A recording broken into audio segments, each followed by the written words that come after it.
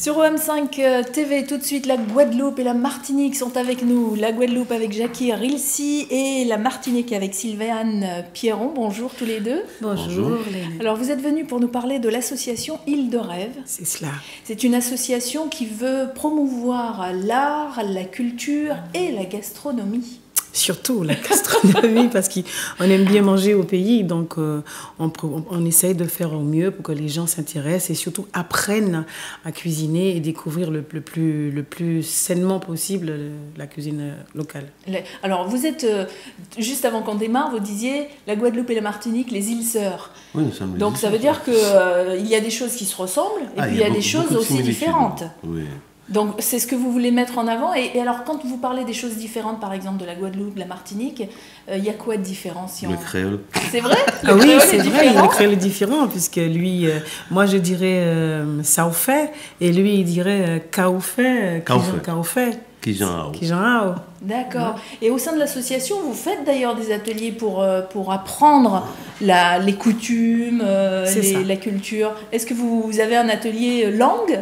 Non, on nous a demandé l'atelier langue, mais c'est pas évident parce que il faudrait faire l'atelier pour la Guyane, pour la Réunion. Il y a encore un créole différent. Ouais, pour Haïti, parce que dans l'association, on a des différentes personnes. C'est pour ça que ça s'appelle Île de Rêve, puisque ce sont des îles différentes. Elles sont sœurs, mais elles sont différentes dans pas mal de points.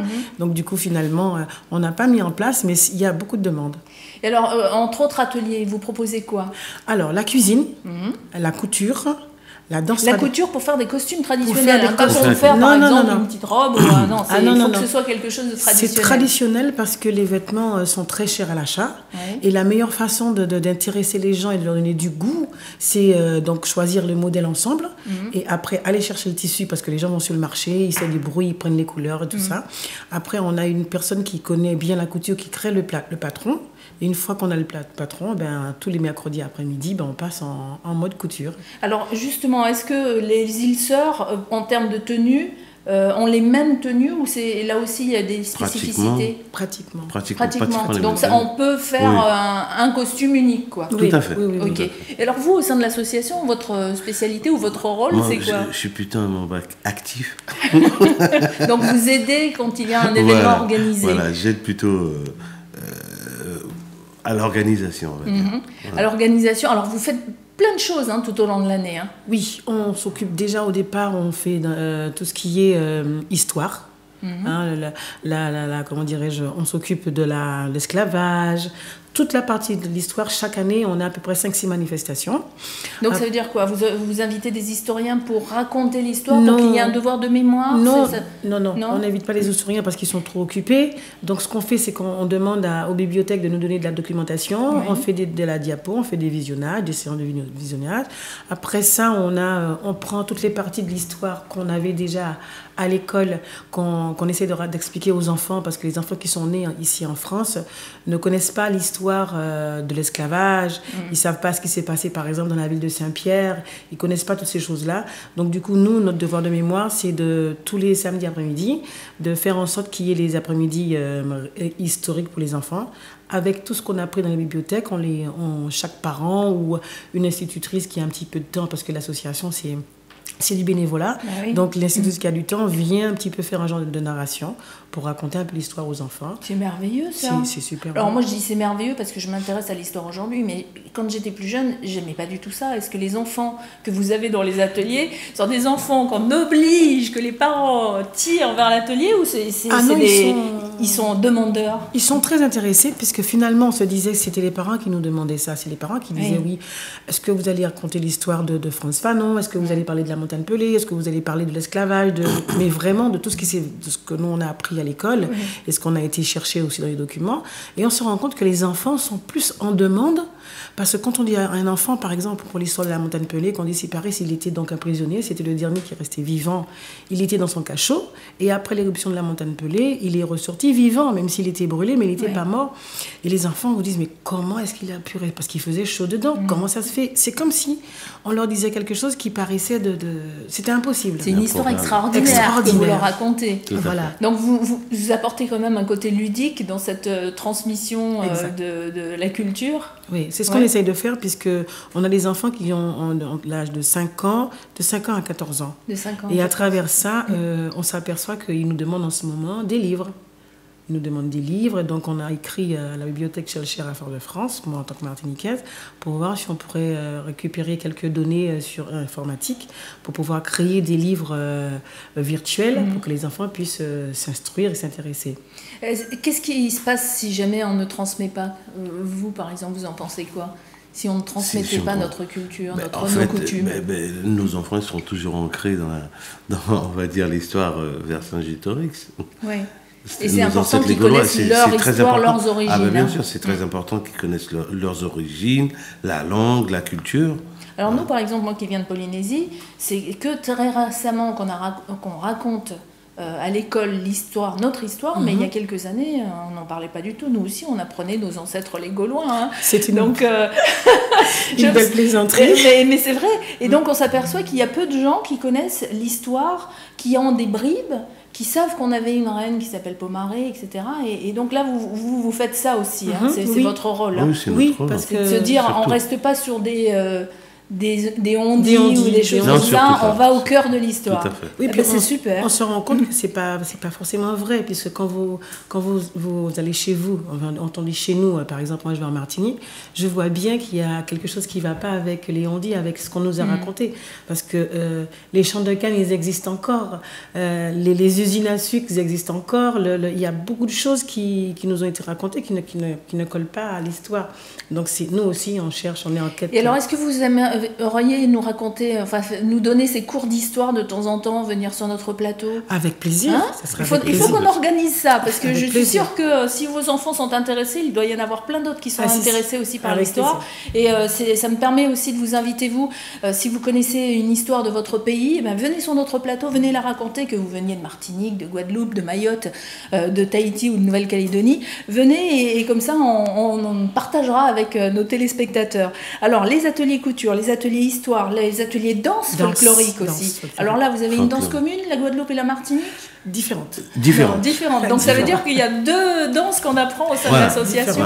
Différentes. Parce que chez nous, on fait du gros cas. Non, du gros cas chez nous. Chez nous, on fait du gros cas. C'est ce qui est marrant. C'est le gros cas, mais c'est pas la même chose. C'est le nom, mais c'est différent. Chez nous, on fait du Bel Air aussi. Ouais.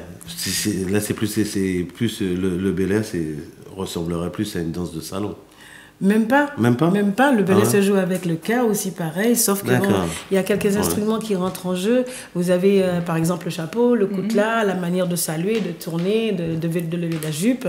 Et c'est vrai que les îles sont sœurs, mais il y a des choses qui sont assez similaires. Oui. C'est juste comment c'est présenté. Et d'ailleurs, en gastronomie, c'est pareil. Vous avez des choses similaires et il y a des choses très différentes. En Guadeloupe, vous avez le bokit. En Martinique, il n'y a pas le bokit. Non. Vous avez quoi en Martinique qui pourrait ressembler à rien?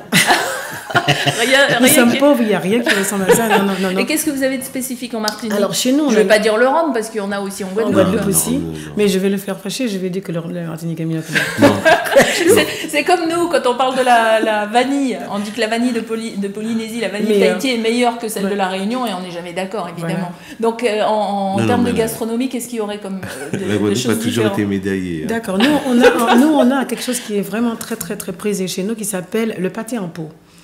On pourrait penser que c'est un pâté truc dur. Non. C'est une soupe gastronomique qui coûte très cher, qui prend beaucoup de temps pour être réalisée, plus de 4 heures. Parce qu'on met quoi dedans? Là-dedans, il y a donc du foie d'agneau, le mou de l'agneau, tout ça coupe en petits morceaux, des carottes, du giromon. C'est fait mais de manière... Qu'est-ce que c'est le giromon? Le giromon, c'est le potiron. Du potiron. Mais chez nous, en Martinique, ça s'appelle un giromon. En France... On dit potiron. En France, on dit potiron. En France, on dit potiron, oui. Puisqu'on parle de local, donc chez nous, c'est un giromon. Donc, au sein de l'association, on peut apprendre tout ça. Tout ça. Hein, tout ça. On apprend les bokits, puisque les bokits, c'est guadeloupéen. Aussi. C'est vrai, vous êtes un spécialiste du bokit? Ah oui. Je viens de goûter le bokit. Il m'a fallu quelques mois avant de goûter le bokit à Paris. Je l'ai découvert avec un chef qui s'appelle Mathieu, qui a revisité un petit peu sa pâte. Hein.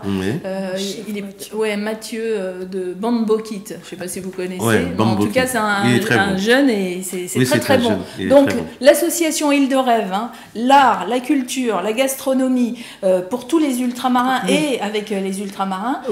Est-ce qu'il y a des choses dont vous avez besoin encore aujourd'hui pour fonctionner? Pour fonctionner, on a encore besoin de visibilité déjà, beaucoup de visibilité. À côté de ça, des subventions, puisque nous organisons certaines choses qui méritent, qui a besoin de fonds. Et comme les associations n'ont forcément pas grand-chose, hein, tout va avec les adhérents et puis les quelque chose qu'on organise à côté. Là, par exemple, on va faire un téléthon, on a vraiment besoin de fonds, on a besoin de plein de choses. Alors le téléthon, ce sera pour donner une partie pour le téléthon et une autre que vous garderez au sein de l'association pour vos projets. Pour nos projets, mais qui sera minime, parce que le téléthon, il faut rendre 80% de la recette qui aura été réalisée ce jour-là. Et alors pourquoi finalement investir dans le téléthon? Quand je dis investir, du temps. Du temps, parce que tout simplement c'est une belle cause, c'est une très belle cause. Notre association est caractère aussi humanitaire, donc on fait du social pour nos compatriotes qui n'ont pas d'argent, qui ont besoin de retourner au pays, on les aide à travers un gala, l'argent de la somme récoltée, on le donne pour qu'ils puissent rentrer chez eux, donc c'est aider, c'est du social, et le téléthon c'est aussi une cause très très très très noble. Une cause nationale. Et vous aviez envie de participer à ça. On a eu envie de faire ça, voilà. Alors vous avez une page Facebook, c'est Association Île de Rêve. Si on a envie de se rapprocher de vous, on vous envoie un message via la page et vous répondez. Hein. Juste pour terminer, vous êtes situé où? Vous avez votre bureau de base? Le bureau est situé en Picardie, au 1 rue des Prés, à Précy-sur-Oise, 60 460. Et c'est facile de nous joindre, même en passant par la mairie. Bon, ben voilà, tout est dit. J'espère que si vous êtes dans le coin et que vous avez envie de découvrir la culture antillaise, guadeloupéenne, martiniquaise et pas seulement réunionnaise aussi. Donc rejoignez cette association Île de Rêve avec Jacques Kirilsi qui est venu sur notre plateau aujourd'hui et Sylviane Pierron. Merci à tous les deux. Merci beaucoup.